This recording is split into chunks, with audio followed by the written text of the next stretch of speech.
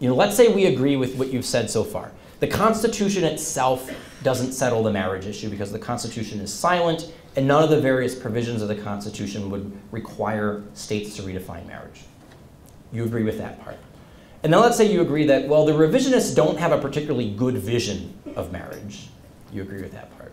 You've given us a more philosophically sound account of marriage. It's a comprehensive union of sexually complementary spouses that's ordered towards the bearing and then rearing of children within the context of monogamy, exclusivity, and permanency. The next logical question to ask is, well, why does it matter?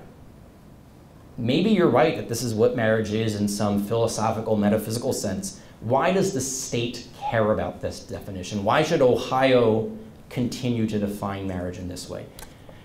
Let me answer that by pointing out that the state's in the marriage business to try to get a man and a woman to commit to each other permanently and exclusively so that any children that that relationship has will have a mother and a father. That from the state's perspective, marriage is based on an anthropological truth that men and women are distinct and complementary.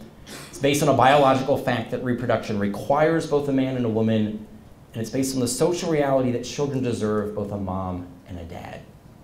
Those are three secular truths that I just pointed to, and that explains the secular function of marriage in law.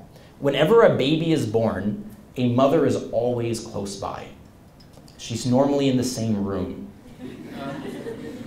That's a fact of biology. The question for law and the question for culture is, will a father be close by? And if so, for how long? Marriage is the institution that societies all across the globe, all throughout human history, devised to maximize the likelihood that that man commits to that woman, and then the two of them, committed to each other, commit to that child. And the reason why this matters is that when it doesn't happen, or when it falls apart prematurely, the social consequences run high. And to explain why the social consequences run high, we have to understand that there's no such thing as parenting. There's mothering and there's fathering. Men and women bring different gifts to the parenting enterprise.